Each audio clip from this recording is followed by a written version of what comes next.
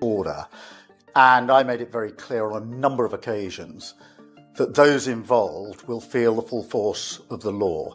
So we coordinated, we went through some of the numbers. Over 400 people now have been arrested, 100 have been charged, some in relation to online activity, and a number of them are already in court. And I'm now expecting substantive sentencing before the end of this week. That should send a very powerful message to anybody involved, either directly or online, that you are likely to be dealt with within a week, and that nobody should be involved in. Keir Starmer isn't just silencing critics, he's having people arrested for posting things he personally doesn't like. That's not leadership. That's tyranny. Starmer seems to believe he can silence an entire nation into submission. But this time he's picked the wrong fight. Because Elon Musk, tech mogul, global disruptor, and one of Donald Trump's most influential allies, is preparing a counterattack Starmer never saw coming. According to sources close to Musk, he's ready to take matters into his own hands. This is no longer about politics. For him, it's personal. But what exactly pushed Musk over the edge? What line did Starmer cross to provoke one of the most powerful men on the planet? In this video, we reveal the full story. A man fought Keir Starmer's police state and won. There are people in prison for social media posts after the Southport attack who should not be there, in my view. I think that they were scared into pleading guilty. Yet they still received years behind bars, and one man, Peter Lynch, sadly took his own life. But Jamie Michael, a former Royal Marine, decided to plead not guilty, and it took a jury just 17 minutes. There's an all-out attack on our freedoms currently being waged by Keir Starmer and this new Labour government, and the riots we've seen over recent weeks are the vehicle for their agenda. Brits are now being rounded up and arrested for things they've posted on social media in a chilling precedent that George Orwell would be proud of. Bernie Spofforth, the 55-year-old woman accused of being the first to post the fake name of the Southport attacker online, well, she received a knock at the door by cops this week and is still being detained tonight. She denies claims that she incited the riots, saying she simply shared previously posted material. And if you attended the riots but simply watched on from the sidelines, well, you're not safe either. A judge this week said anyone who attended the violence, whether they were involved or not, would be refused bail. This isn't law enforcement. This is emotional policing on a national scale. It's about criminalizing discomfort, turning the internet into a minefield of state-enforced sensitivity. Section 127 of the Communications Act, Section 1 of the Malicious Communications Act. Once meant to protect the public, they've become digital gags, blunt instruments. The police now wield to silence anyone who dares step out of line. Post something sarcastic, share something blunt, make the wrong joke, and you could earn yourself a 2 a.m. knock at the door. And we do have dedicated police officers who are scouring social media. Their job is to look for this material and then follow up with identification arrests. That's not speculation. That's exactly what the Director of Public Prosecutions confirmed the outcome. Over 30 arrests every single day, and that's just the official data. 8 police forces didn't even respond to requests for information. So, what's the real number? Higher, much higher. This is Keir Starmer's Britain, a nation that doesn't protect the vulnerable. It protects feelings. And if your words dare to upset someone's emotions, congratulations. You've just committed a speech crime. I know of one or two, at least, decisions to remand a defendant in custody which would not have been taken. That is to say, they would not have been remanded in custody in normal circumstances. And I think that is likely to have weighed very heavily on those defendants when it came to deciding whether or not to plead guilty, because when you've been taken from your sofa to a police cell, to a court cell, to a prison cell, all in the space of 48 hours for something that you wouldn't have thought was an offence, the feeling that the system is against you and you're not going to win no matter what is likely to be overwhelming. And so you're more likely to take the discount for pleading guilty and take it on the chin rather than try. Civil liberties groups, the last defenders of sanity, are sounding the alarm. Britain is sliding headfirst into authoritarianism. The laws are written so vaguely, so broadly, that they can be bent and twisted into whatever the regime desires. One day it's grossly offensive, the next it's causing inconvenience, and tomorrow it could be failing to align with national values. This ambiguity isn't a flaw, it's the design. A weapon that gives the state ultimate power to decide when to strike and who to destroy. And I'm amazed that he was charged with, with an offence that carries a 7-year prison sentence, potentially. Obviously, it's unlikely anyone would get that much, but that shows the severity of the charge he was facing. I listened to the whole of that 13 minutes this afternoon. You showed us a few clips. It's absolutely clear that he is very affected by what had gone on, and he's saying that we have got to get together as a community in the right way. We've got to engage with the politicians. I mean, this is freedom of speech. That is a fundamental right in this country, and it's being eroded. And that is very, very dangerous. And I think Keir Starmer has a lot to answer for, because he, in my opinion, listening to him, I remember him saying it in the summer, calling people far right. He absolutely stoked. That's when Elon Musk entered the debate. But he didn't just quietly oppose Starmer's crackdown on free speech. He erupted. After Starmer's government accused him of spreading hate, Musk hit back with open mockery. He compared Britain to the Soviet Union and ridiculed Starmer's march toward authoritarianism. But for all his faults, we wouldn't have even known there were other ethnic groups involved in riots across Britain if it wasn't for Musk and X. Musk has goaded Starmer online, calling him a hypocrite over his alleged two-tier approach to the riots, while also suggesting the PM is overseeing a Soviet-style administration. In response, the highest police officer in the land seemed to bizarrely hint that Mr. Musk could be extradited to Britain to explain himself. From further afield online, we will come after you. That's how twisted Starmer's system has become. He actually thinks he can drag Elon Musk to Britain to explain himself. But the reality, it may be Starmer who ends up on his knees, scrambling for mercy in the US, and this isn't some wild fantasy reports suggest it's already in motion. Behind the scenes, Musk has been holding strategic talks with political allies.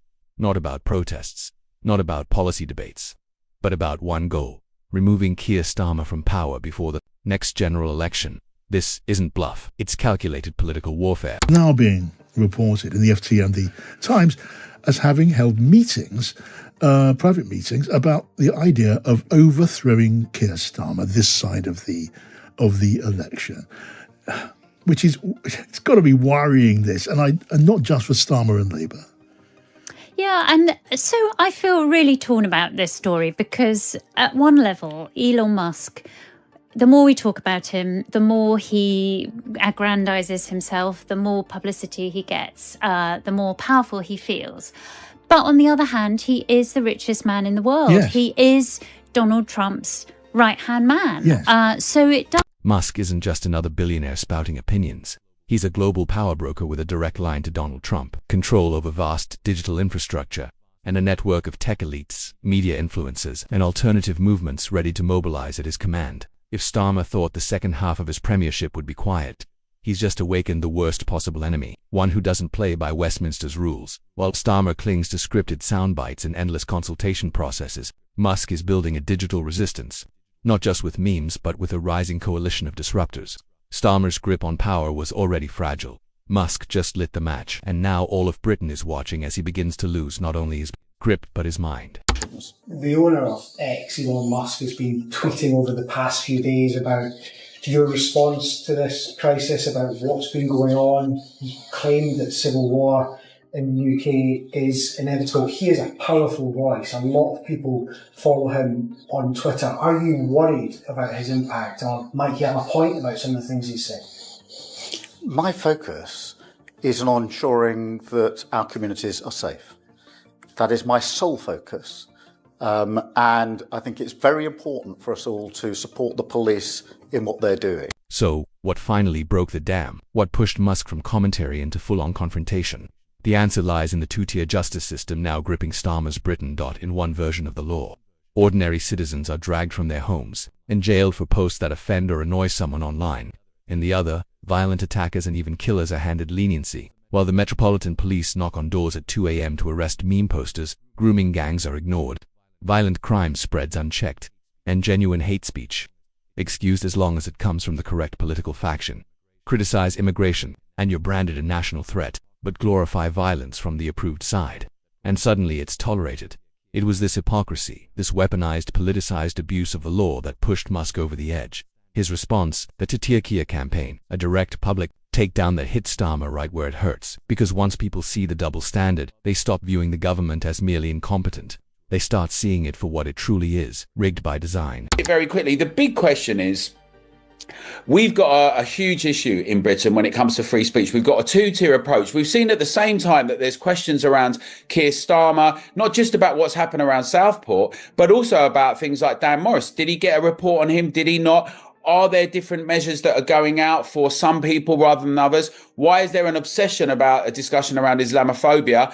And yet at the same time, there's a different approach towards some people, often white, working class British people, or people that just don't happen to agree with the metropolitan elite. The British public is... Musk's war with Starmer didn't stop at censorship. It escalated into something far darker.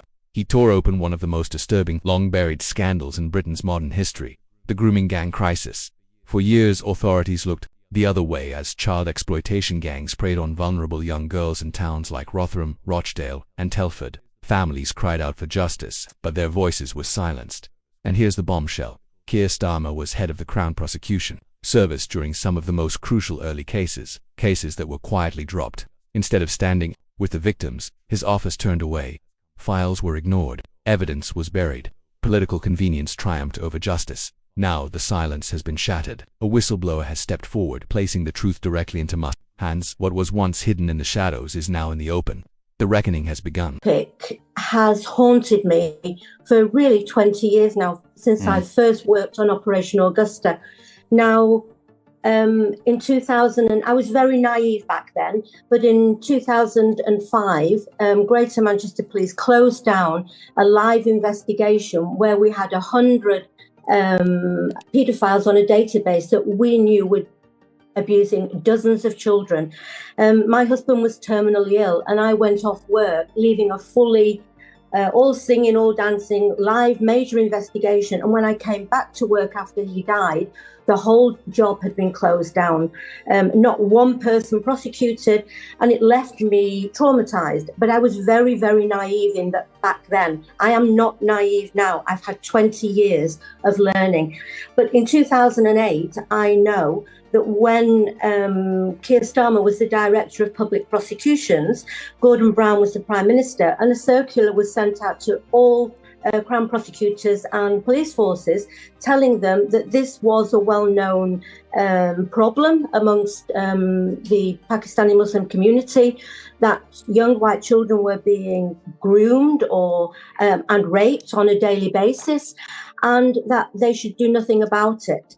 So if the and yet we're talking about 11, 12, 13-year-old white vulnerable children, often from difficult backgrounds, and the law in our country says you cannot have sex with a 12-year-old child. And if the Director of Public Prosecutions is instructing police forces and Crown prosecutors not to prosecute, I say there is no higher authority in the land. He should be leading. Elon Musk is no longer accusing Keir Starmer of incompetence. He's accusing him of willful neglect, of choosing political optics over protecting children, party loyalty over justice. One of Musk's most viral posts didn't hold back. Musk go, he should face charges for complicity in the worst mass crime in Britain's history. That isn't political theatre. It's an indictment, because under Starmer's leadership at the Crown Prosecution Service, key child abuse cases were blocked. CPS lawyers argued the victims, vulnerable working-class girls, wouldn't be seen as credible. But here's the truth. One of those very cases was later reopened and successfully prosecuted. The girls had been telling the truth all along. The system chose to ignore them. Now Musk has dragged that scandal back into the spotlight, turning it into a public trial. He's reposted evidence, demanded new investigations, and directly accused Starmer of hiding from his record. No spin, no soft language, just cold, relentless exposure. And unlike MPs or journalists, Musk doesn't need permission. He doesn't rely on editors or party handlers.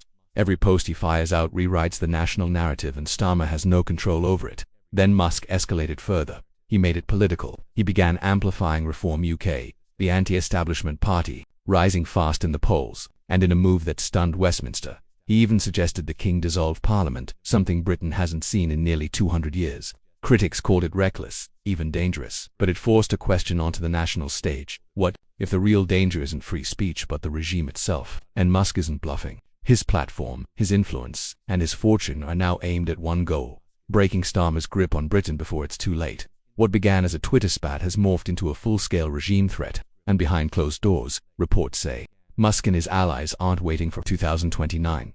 They're already strategizing how to remove Starmer before the next election. Elon Musk wants to intervene in... No, he's not going to get that. Elon Musk wants to intervene in British politics to topple Keir Starmer. It's pretty clear. I talked to his father, a very strange man this week. Errol Musk. And he was again saying the trouble with Keir Starmer is that he's a fascist, Stalinist, anti-democratic, tyrant, and he must be pulled down. That is the sort of Elon Musk line. This isn't just disruption. It's historic. Elon Musk isn't launching missiles. He's launching digital warfare, coordinated pressure campaigns, viral media blitzes, support for recent anti-establishment forces, and perhaps most dangerously for star leverage in Washington. Let's not forget Musk is Trump's guy if he chooses to. He can influence Trump's foreign policy and pressure the White House to isolate the UK under Starmer's leadership. That's not speculation. It's already starting. Tariffs targeting UK sectors are being floated, and insiders claim Musk is lobbying to cut Britain out of tech defense and trade cooperation if Starmer continues down the authoritarian path. To Musk, Starmer isn't just a political opponent. He's a threat to Western democracy, a man worst's dissident for tweets, a man who answers platforms, a man who turned a blind eye to grooming scandals just to protect his political career. This is anymore. It's personal. And now the world's richest man is activating everything he's got, from influence to infrastructure, to achieve an goal. Regime change in Britain, not through tanks, not through ballots, but through the will of the people, and the power of platforms. For the first time in modern UK history, we're witnessing what could become a non-electoral leadership change driven not by Westminster, but by a foreign billionaire with the consent of the public. And the question we now have to ask is chilling. Is Elon Musk truly in a position to topple Starmer? Could he be the force behind J.D. Vance's sudden brutal criticism of the UK authoritarian slide-off, arresting citizens for simply Let us know what you think in the comments. Are we witnessing the rise of a digital resistance or the beginning of a constitutional crisis? Share your thoughts below and subscribe to British DOS for more explosive updates on UCPLCs and the fight to reclaim free